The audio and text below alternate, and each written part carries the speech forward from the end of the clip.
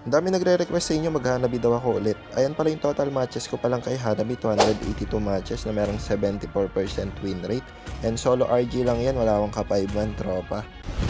Emotional damage! Since ang dami nagre-request sa inyo na mag-Hanabi ako, eto, mag-Hanabi tayo, tas ituturo ko sa inyo yung build, emblem, tsaka yung talent. Sa emblem muna tayo, pwede kayong gumamit ng assassin, tsaka marksman. Pero kung tatanungin nyo anong ginagamit ko, assassin. Tapos sa talent naman, pwede kayong gumamit dun sa pinakauna ng thrill or sweep. Tapos sa pangalawa, pwede kayong gumamit ng bargain hunter or tenacity. Usually gamit ko tenacity lalo na kung masakit yung katapat ko na marksman. Then doon naman sa pinakadulo, pwede kayong gumamit ng quantum charge for additional movement speed. Tsaka meron ding heal na kasama yon. Yeah, boy! Additional tip lang din para lalo na sa mga beginners sa Mobile Legends, no, ugaliin nyo mag last hit ng mga minions kasi sobrang layo ng difference ng gold kapag na last hit mo yung minions.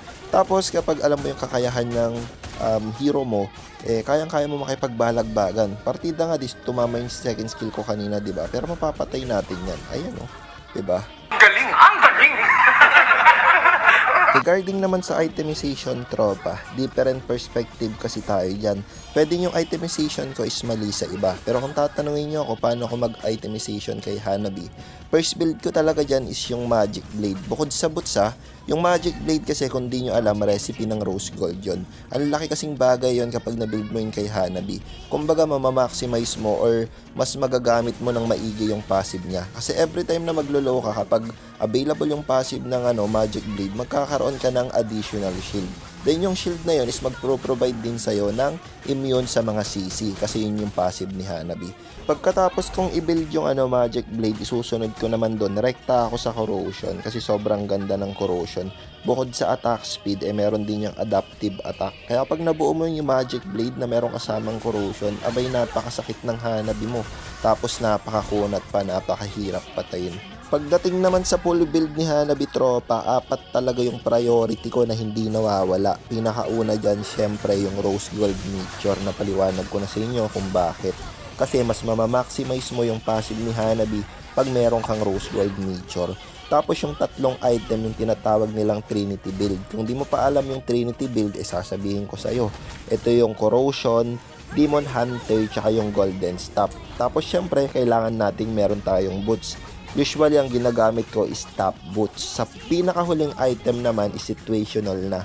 Pwede akong gumamit ng Sea Halberd pag maraming healer or nag-shield yung mga kalaban. O kaya naman, pwede akong gumamit ng Wind of Nature if ever mayroong assassin na physical heroes yung kalaban like Saber, Silong, mga ganyan masasakit. So, mag-Wind of Nature ako.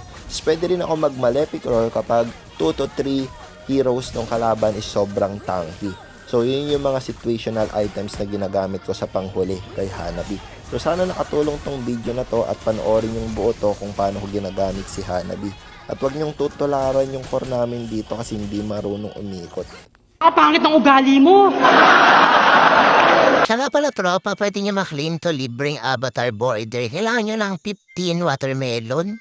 Tapos makukuha nyo na to Summer Break 2024 avatar border. Tapos kailangan nyo kumuha dito sa free bonus ng mga watermelon. Siya sa total logins, meron din yan. Hanggang June 21 pala tong event na to. Kaya i-claim na yung free avatar border. Kaya sa event lang to, let's go.